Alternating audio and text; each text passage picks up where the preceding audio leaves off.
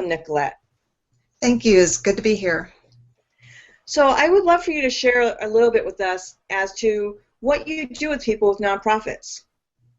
Well, I work full-time with Must Ministries, nonprofit here in Georgia, and as a full-time employee for Must Ministries, I have learned a lot over the past 2 years. And I do all of their social media marketing on Facebook, Twitter, Google+. We just started doing Pinterest. And communicating in the social media world with them is a little bit different than doing it for, the typical business and individuals. And working with Must Ministries, I've also been able to reach out with other nonprofits. So it's been a lot of fun. It's really rewarding. What would you say is different working with a nonprofit versus working with just a regular company or an individual? Working with nonprofits, there are a lot of stories that you tell. The fan base want to hear the stories. For instance, with Must Ministries, we help people get back on their feet, whether they are out of work or homeless. People like to hear the success stories. If they have success stories, if they've we have a shelter called the Elizabeth Ann Emergency Shelter, and that's a back-to-work program. They get to stay for a certain amount of time. And the story that we most recently shared on our Facebook fan page was an individual who went to the shelter, and they were an alcoholic. And so we helped them get back on their feet, going through AA. It was mandated. And they were living in their car. They were unable to have access to their child, and so after going through the program, now they're employed full-time, they have access to their child, they're fully employed, and that's a story we're able to share on Facebook, and stories like that are shared, with all of our fan base, and it's the feel-good stories that the fans really, really love, and those are the things that will bring in the donations. And what's funny is, our fan base, as much as they like to hear those stories, and they will share those things, if we share, for instance, a fundraiser, someone presented a $10,000 check, they don't share those as much. So we may have a different fan page for fundraisers, and that audience will share those stories, but the fan page with the warm and fuzzy stories, those fans will share those. Do you see what I'm saying? Yeah, in general, as you know, you've seen my page, and the things that get shared the most are the more personal stories. When I share more of the things that I'm doing, and that's what I'm always telling my clients more and more and more, is that people want to know who you are. They want to know beyond just what you do as a business. They do want to know more about your personal things that you do. So it is really important to share the personal things. And a lot of people, it's funny, they're afraid to share their personal stories. And that's how we connect as human beings. We are people, as we're curious by nature, and we connect as human beings through personal stories. And that's the funny part, that people, it's kind of weird. We're almost, on some level, I don't know if it's embarrassment or fear that we're afraid to share personal things. However, those are the connections that are actually going to create business, that are actually going to create I don't know, whether it be the curiosity or that interconnection, if you will, that is going to create something. So I know what you know that.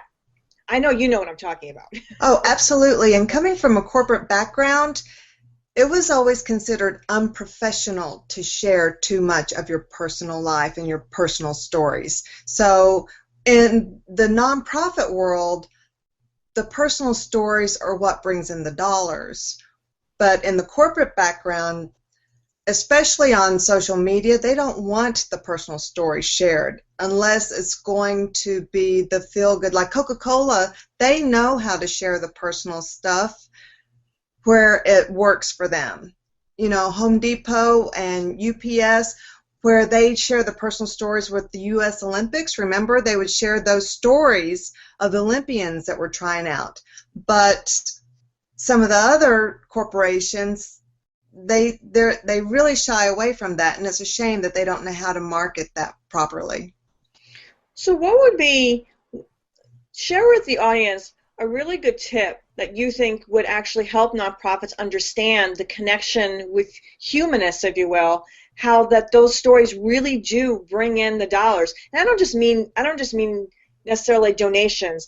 However, also even just business in general, because even though nonprofits do thrive via donations, however, I also think it's important for people to understand that it's more than just donation, it's also business. Well, probably because we're all the same. We put on our shoes one at a time. We put on our pants one pant leg at a time. And that's how we all relate. People are people. And if we can put a person behind each business and that we're all trying to make it along in the world, you know, everybody's the same. If we can put a face behind the business, I think that's what we need to do. You know, whether you're a big business or a small business, we all started out the same. And I think that's what we need to try to do. And like I said before, Coca-Cola and all the UPS and all those, they kind of have that made. I think what we need to do is go to the big, successful social media platforms that are doing the pages correctly and just mirror what they're doing. You know, and it may sound bad to copy them, but why reinvent the wheel? You know, take a page from their book and say, you know, they're doing this right. Why not do what they're doing if they're doing it correctly?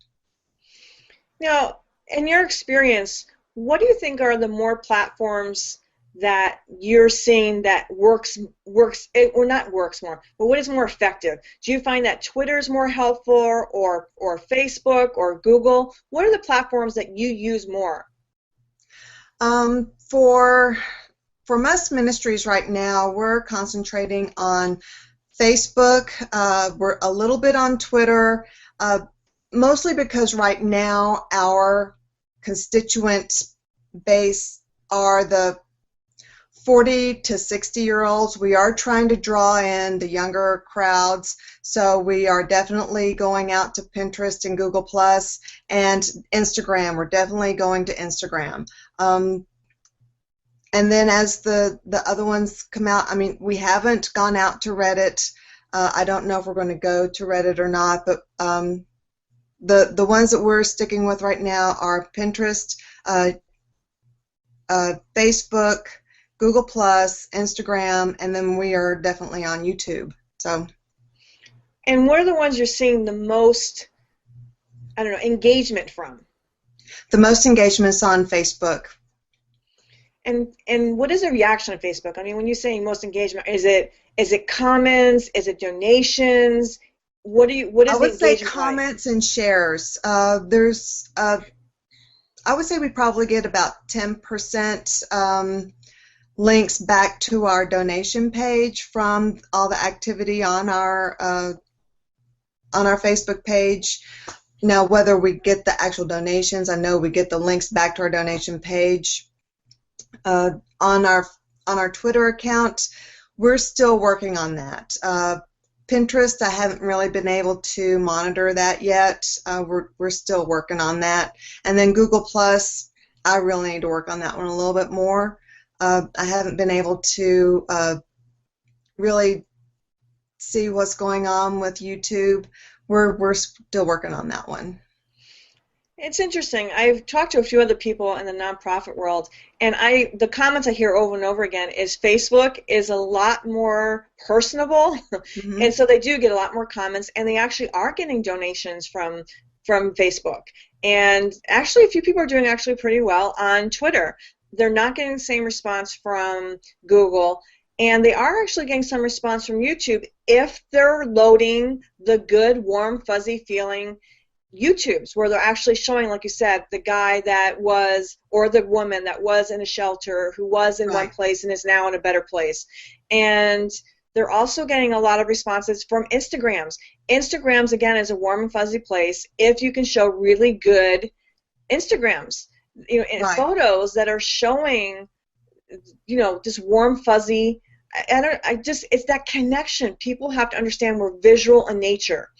It's just that connection when you see a picture, whether it be a puppy or a kitten or a hug or a child or the elderly, whatever that is, there's that instant connection, and that visual is so important.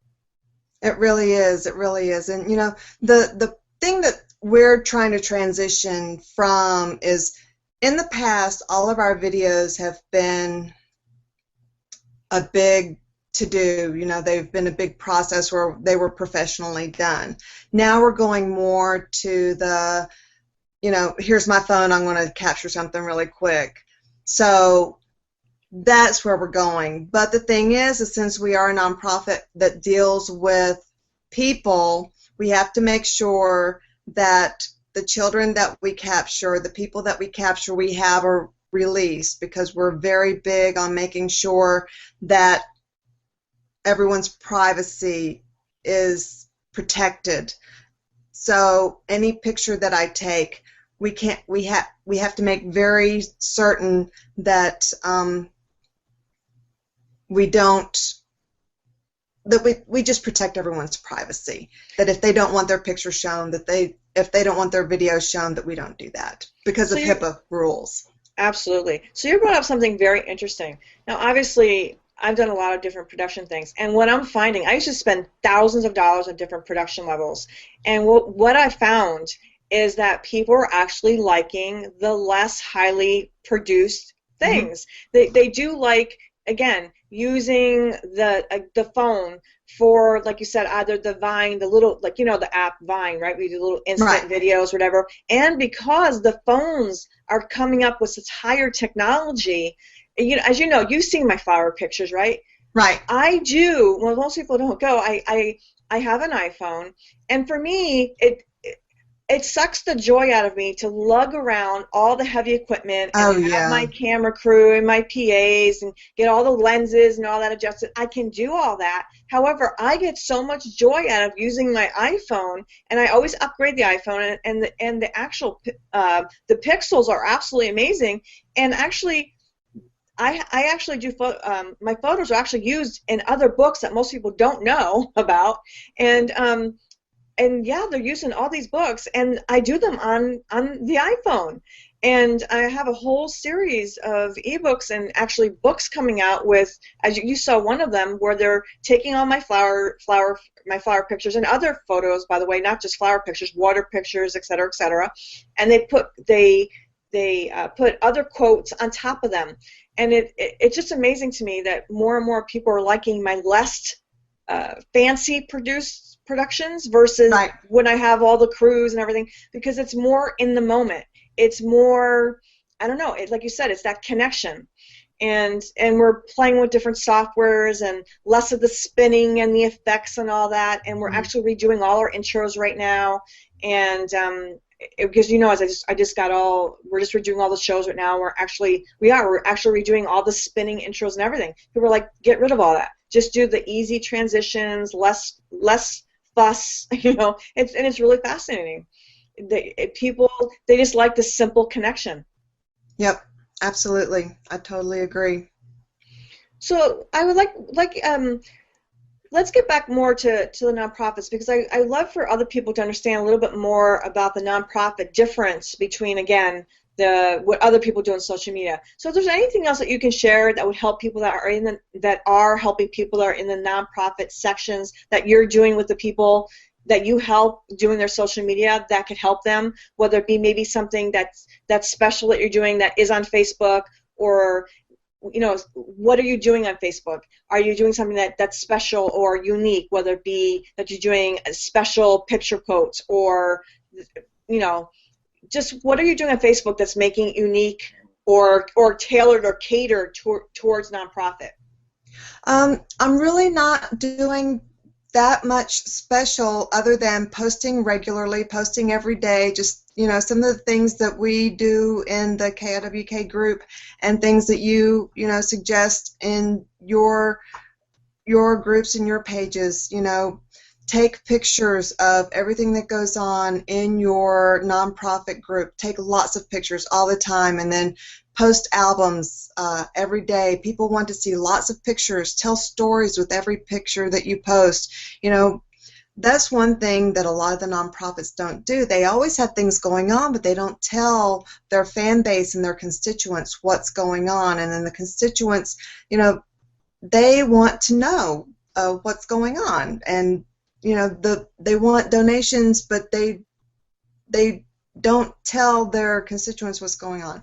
I feel like I'm rambling, but that's all I do. And then a lot of times, people that are on Facebook, they don't read the newspapers. It's shocking, I know, but for instance, online there will be newspapers like the local newspaper here is the Marietta Daily Journal, and our local clinic that was associated with Must Ministries closed down, and it was in all the media, but I posted it on our Facebook page, and I was shocked at all the response. Oh, it's a shame, I can't believe it. It was all over the news. It was on about 5 different media publications, but there were all these people on Facebook that didn't know about it. So just, keep everybody informed of what's going on, whether it's in the media or not, because everyone wants to know. And also, what is your take on, a lot of people think, okay, a business or a nonprofit, Monday through Friday, don't post on the weekends. No one's going to look at it on the weekends. What is your feeling on that? If there's stuff to post, I try to post. I mean, even if there's not something to post, I try to post. Every once in a while, I'll take a weekend off and I won't post. But, Facebook has the scheduling feature. Take a couple of minutes on Friday and schedule something to post on the weekends. It's not going to hurt you. I like stuff to be posted on weekends. And in my feeling, I'm always telling my clients the weekends are usually when people are on Facebook. Yeah. So I'm always telling all my clients if you're having someone to help you with social media, like you said, they have the scheduler feature, especially for pages. Take the time to post something on the weekends, because that is when people are off and they are going to look at pages, and especially it comes up in their feeds. So I personally think it's important to posting on the weekends. You don't have to post pictures. Mm-hmm. Yeah, you don't have to post as much as you would during the week. However, I do think it's important to have things posted on the weekends. Mm-hmm. Even if it's a couple of pictures, even if it's every once in a while I'll even post a thing that shows people how to stay informed. So that they don't miss your posts. So is there anything that you'd like to leave the audience with that you think is important, or maybe you can leave them with I like my golden nuggets. They're always Yeah, absolutely. The boxes on your Facebook fan page, don't leave those without a link back to your website. Take advantage of the calendar. Take advantage of all of those little boxes that will let you do everything that Facebook allows you to do. Program those special boxes that will, the tabs, the Facebook fan page tabs. Program all of those. There's all sorts of things that Facebook allows you to do, so take advantage of them. And I'm going to add to that. Too many people don't have their about sections filled out. Like you said, make sure you have your information in there. Your name, your email, your website. I can't believe how many pages I've gone to in their about section and they don't have any of that. It's like, and also, as you know, Facebook changed everyone's email address to Facebook email addresses. You have to go in there and hide the Facebook email address and actually unhide yours, because they actually did that and no one knew about it. And so they did it a long time ago, actually. And I've had to actually go in and walk my clients through unhiding Facebook's email address and And then, so hiding Facebook's email address and unhiding theirs. So make sure you've actually gone through and done that. And then also, again, like you said, the website, because if you don't, it will hyperlink your website. I can't believe how many businesses and people do not have their websites in there and their addresses. I mean, would you do business or with a nonprofit or any business if they don't have an address in there? I wouldn't. I'm not going to donate money to a company that doesn't have an address. So especially if your business, make sure you have an address. It could be a P.O. box. Doesn't matter. A lot of people are afraid to leave a physical address because somebody might come knocking at their door. Great. Have a business address. Your name, a business address, a phone number. It could be a Google number. Whatever it is, have your information on your pages. No one's going to donate or do business with you, for that matter, if you don't have that information. So, anyways, as always, everybody, it's always a pleasure to be here for you, and thank you so much for joining me, Knikkolette. We love feedback. As usual, I'll be leaving you with links at a later time with our embedded video, our embedded podcast. Make sure to leave us your feedback because we love it, and if you'd like to hear about other subjects, be sure to let us know that as well. And for tonight, we leave you, and I hope you have a wonderful night. Thank you so much, Knikkolette. Thank you. I appreciate it.